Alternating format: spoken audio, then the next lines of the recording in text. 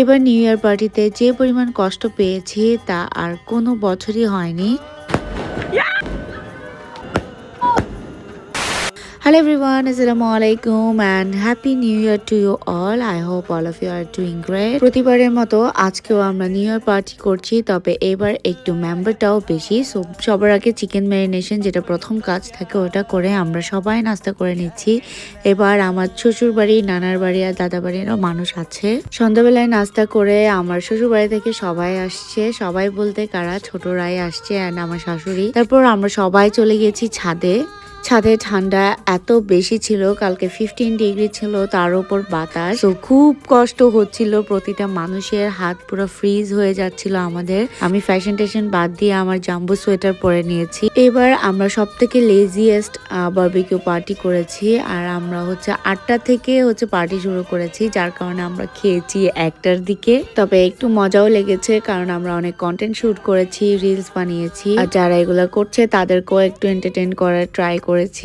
আর coincidentally আমরা সবাই black পরেছি, মানে ম্যাক্সিমাম মানুষই ব্ল্যাক পরে এসেছে। যদিও আমি গত 3 বছর ধরে ব্ল্যাক পরছি, আই ডোন্ট নো ওয়াই, আমার বারবারই ব্ল্যাক পরা হয়। আর এদিকে আমার শ্বশুর বাড়ির মানুষগুলা হাত পা কাঁপছে দেখে আমি ওদেরকে একটা ব্ল্যাঙ্কেট এনে দিয়েছি, ওরা ব্ল্যাঙ্কেট ছাড়া বসতে পারে না। আর এত বেশি ঠান্ডায় ছবি তোলার আসলে কোনো মুডই হয় না। তারপর আমরা জোগাড় করে হাতকে ডিপ ফ্রিজ করার জন্য আগুন জ্বালাই, আর এটা অনেকক্ষণ ওয়ার্ম রেখেছে। যেমন ধরো হাত অনেক বেশি ফ্রিজ হয়ে যাচ্ছে, তখন একটু ছেঁকা দিয়ে আসলেই হলো। এদিকে মানুষজন ভিড় করে চুলার পাশে দাঁড়িয়ে আছে, কারণ ঠান্ডা অনেক বেশি ওই জায়গাটাই। আর আমাদের বারবিকিউ করতে করতে 12টা বেজে যায়। সো আমরা খাওয়ার আগে ফায়ার ওয়ার্কসটা এনজয় করে নিয়েছি।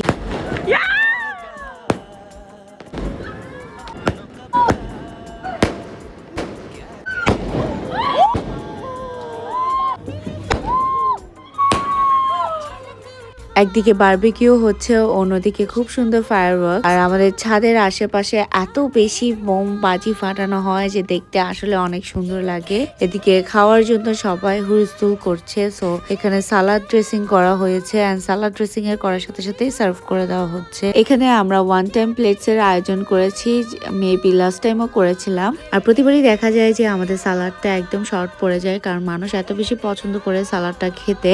এবার কিন্তু সালাদ অনেকটা থেকে গিয়েছে, কারণ সালাদ এত বেশি ঠান্ডা ছিল, এটার জন্য আসলে মজা পাচ্ছিল না ঠান্ডার মধ্যে ঠান্ডা খেয়ে। আর আমরা এই মাত্র চুলা থেকে বারবিকিউ নামালাম, আর নামাতে নামাতেই ঠান্ডা হয়ে যাচ্ছে, অনেক বেশি ঠান্ডা ছিল।